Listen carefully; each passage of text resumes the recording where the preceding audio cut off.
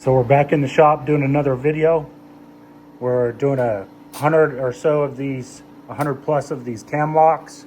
And if you're wondering how we sandblast them, we throw them in one of these containers for small pieces, install the lid, and then you can point your sandblast gun right into the center of that and rotate it around, shake it up, and continue sandblasting.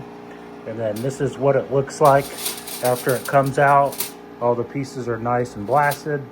And then we had a lone straggler of this guy, so we just kind of put that in a sandblast cabinet by its individual. And now it's time to get these racked and get them Cerakoted.